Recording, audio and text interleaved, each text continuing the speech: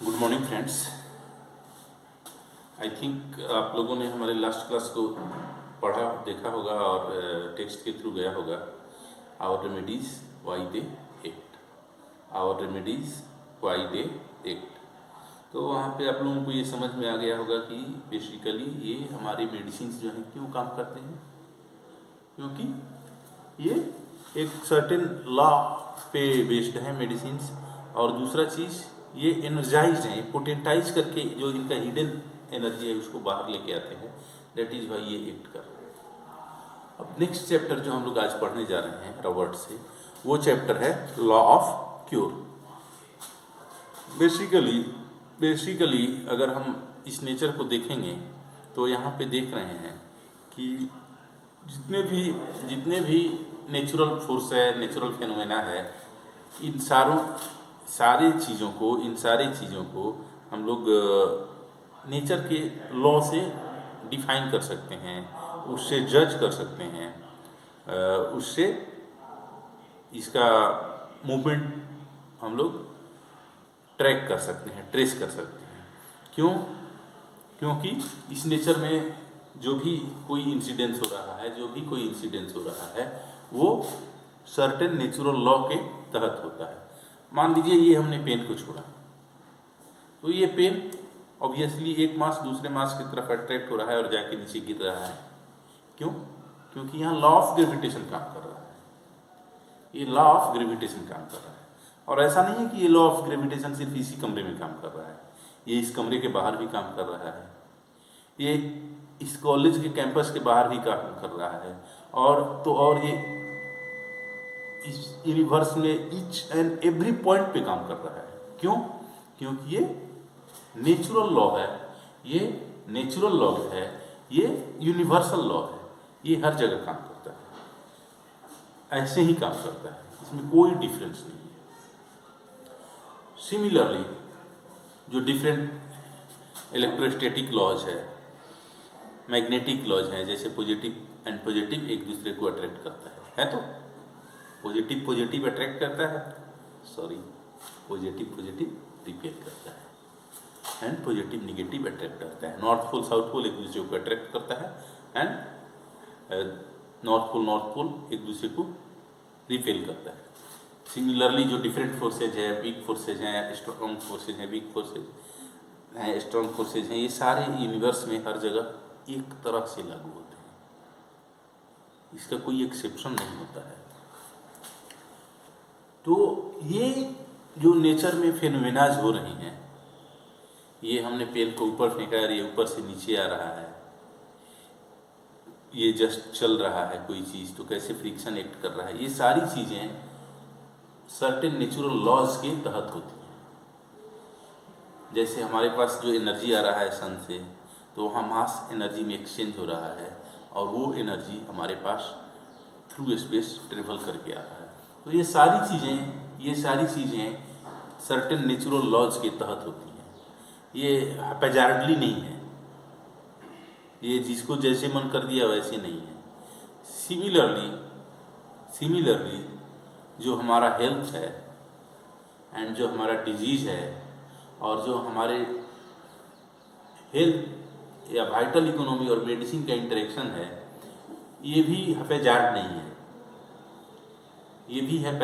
है, ये जो दोनों के बीच में इंटरेक्शन होता है, ये हेल्थ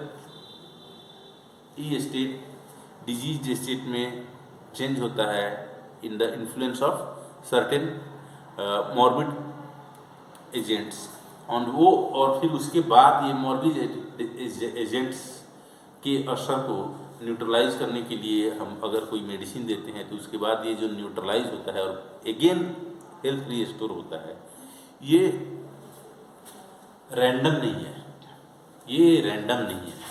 ये basically based on certain natural law है। वो लॉ क्या है? वो लॉ शुरुआत में मास्टर फिजिशियन जो हैं हमारे, या फादर ऑफ मेडिसिन जिनको बोलते हैं, हिपोक्रेट साहब ने उसको पहचाना था और उन्होंने बोला था कि लॉ ऑफ सिमिलिया है या लॉ ऑफ कॉन्ट्रेरिया है। वहाँ पे ये दोनों हम लोग इस्तेमाल कर सकते हैं क्यूर के लिए। उसके बाद हजारों सालों तक लॉ ऑफ सिमिलिया को साइड में रख दिया गया। कब तक? जब तक कि 1790 में 1790 में क्वीन विक्टोरिया का ट्रांसलेट करते समय हैनिमैन साहब के दिमाग में वो बात नहीं खटका कि ये बिटरनेस जो है, ये टोनिक प्रॉपर्टी जो है चाइना का, उसके चलते इंटरमिटेंट फीवर का ठीक होता है।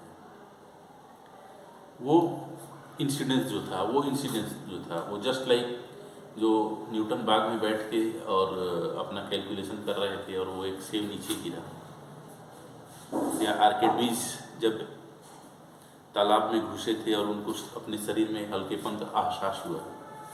सिमिलरली वो जो क्वीन विक्टोरिया को हैनिमैन साहब ट्रांसलेट कर रहे थे, उस समय उनको भी वही एहसास हुआ। और उसके बाद उन्होंने चाइना की मदर टिंचर लिया, और मदर टिंचर लेने के बाद फिर डिफरेंट एक्सपेरिमेंट्स किए, और डिफरेंट एक्सपेरिमेंट्स करने के बाद अपने लंबे एक्सपेरिमेंट के बाद वो इस जगह पे पहुँचे कि सिमिलिया सिमिलेबस क्यूरेंटरलेस, like be cured by like. ठीक है, तो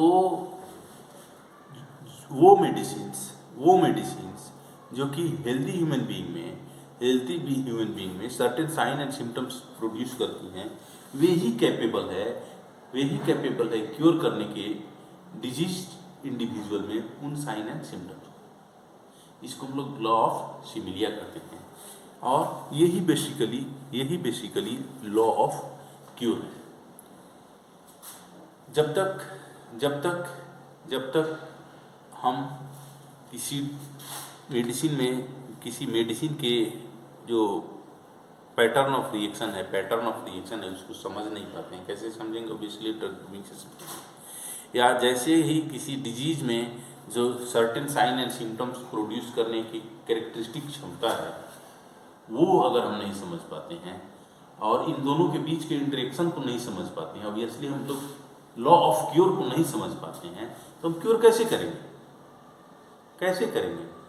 सो ये पूरा चैप्टर जो है इसी मसले पे डेडिकेटेड है कि क्योर करने के लिए जैसे फिजिक्स को समझने के लिए लॉ ऑफ ग्रेविटेशन है, वैसे ही एक लॉ ऑफ क्योर है, उसको आपको समझना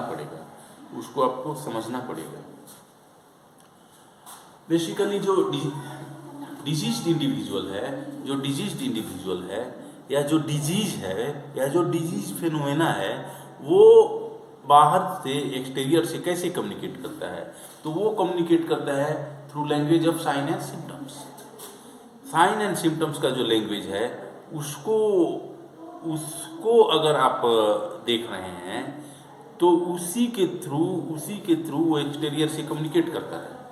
अगर आप साइन एंड सिम्टम्स के लैंग्वेज को नहीं समझ रहे हैं, नहीं देख रहे हैं, नहीं महसूस कर रहे हैं, तो आप डिजीज को कैसे समझिएगा? नेक्स्ट, ये साइन एंड सिम्टम्स का जो मूवमेंट है, ये मूवमेंट जो है मेडिसिन देने के बाद, ये आपको समझना पड़ेगा। कहने का मतलब relationship between drug and disease क्या है, ये समझना पड़ेगा। क्या है? ऑलरेडी हम लोग शुरू से ही डिस्कस कर रहे हैं कि ये है जैसे नेचर में लॉ ऑफ ग्रेविटेशन है, लॉ ऑफ इलेक्ट्रोमैग्नेटिज्म है, सिमिलरली यहाँ पे लॉ ऑफ सिमिलिया है। सिमिलर मेडिसिन से ही डिजीज मैनिफेस्टेशन को न्यूट्रलाइज किया जा सकता है, ख़त्म किया जा सकता है। जितना ज़्यादा सिमिलर होगा उतना आसानी से क्योर कर सकेंगे, उतना क्लोज जाके हम लोग डिजीज को क्योर कर सकेंगे। सो ये बेसिकली डिजीज जो है वो हमारे वाइटल फोर्स के इफेक्शन को शो करता है, मॉर्बिड इफेक्शन को शो करता है कि सर्टेन मॉर्बिड एजेंट इसको इफेक्ट कर चुका है, अपने असर में ले चुका है, और हमको अपने मेटेरिया मेडिका से एक ऐसा मेडिसिन देना होगा जो कि सिमिलर इफेक्शन पैदा करता हो। जैसा ये डिजीज फिनोमेना है वैसा ही वो होना चाहिए। अगर वो नहीं होगा वैसा, अगर वो ऐसा नहीं होगा तो वो कुछ भी कर सकता है लेकिन क्योर नहीं करेगा। प्रैक्टिस ऑफ मेडिसिन का हिस्ट्री अगर देखिएगा, प्रैक्टिस ऑफ मेडिसिन का हिस्ट्री अगर देखिएगा तो थ्रू आउट द हिस्ट्री एक ही बात लोग कहते चला गया बिफोर हैनीमैन कि मैं ये जो है बस एक्सपीरियंस का चीज़ है और कि मेडिसिन हम लोग प्रैक्टिकल करके देखेंगे। हम लोग ऑलरेडी ऑर्गेनम ऑफ मेडिसिन के इंट्रोडक्शन पोर्शन में स्टडी किए हुए हैं कि कैसे लोग मतलब अनसाइंटिफिक प्रैक्टिकल करता था और अनसाइंटिफिक प्रैक्टिस ऑफ मेडिसिन करता था। वो चीज़ वो साइंटिफिक बता के मतलब परेशान कर दिया था। बट किसी ने इस चीज़ को मतलब पॉइंट आउट ही नहीं किया कि मेडिसिन में और डिजीज में कोई रिलेशन हो सकता है। ऑब्वियसली हैनीमैन ने इसको साइन आउट किया, ड्राफ्ट आउट किया। ये लॉ ऑफ सिमिलिया है जो कि इसको डिफाइन करता है। इस चैप्टर में अगर हम लोग आगे चलते हैं तो एक कंसेप्ट आता है जॉसलिन के कंसेंट्रिक सर्किल का। जॉसलिन का बेसिकली जॉसलिन का ये आता है कि बोल रहे हैं जितना सिमिलर होगा उतना क्लोजर होगा। ये जॉसलिन का नाम एमसीक्यूज में पूछा जा चुका है, सो ये ध्यान में होना चाहिए। चैप्टर के लास्ट में कुछ क्वेश्चंस हैं, जैसे कि what is the most we can hope to know the disease. What is the most we can hope to know the disease क्या है? ऑब्वियसली साइन एंड सिम्टम्स है या इंडिविजुअलिटी ऑफ डिजीज है। What can we know of drug action, कैसे drug action को हम लोग जानेंगे? ऑब्वियसली ड्रग प्रूविंग से जानेंगे, ठीक है। Next, what kind of symptoms are most frequently voiced by the patient. Answer यहाँ ऑलरेडी दिया गया है कि पेशेंट्स अधिकतर सेंसेशंस के बारे में। नेक्स्ट पूछ रहा है what are the concomitant symptoms and how do you rank them as a to relative value. Obviously concomitant symptoms क्या हैं? कॉन्कॉमिटेंट सिम्टम्स वे सिम्टम्स है जिनका डायरेक्ट पैथोलॉजिकल रिलेशन नहीं है बट दे आर को एग्जिस्टिंग। बेसिकली इस चैप्टर में आप लोग देखिएगा तो एक जगह कॉन्सेप्ट ऑफ सिंक्रोनिसिटी आया है कि ये चीज़ और ये चीज़ साथ साथ है बट इस दोनों के बीच में कोई रिलेशन नहीं है। मुझको जब भी हेडेक होता है, मुझको जब भी सर्दी होता है उसके साथ मुझे बार बार पेशाब होता है, बस। मुझको जब भी हेडेक होता है तो आसमान में बादल होता है। मुझको जब भी हेडेक होता है तो वो अमावस्या का दिन होता है। हेडेक है, इसके साथ एक कॉन्कॉमिटेंट फेनोमेना है।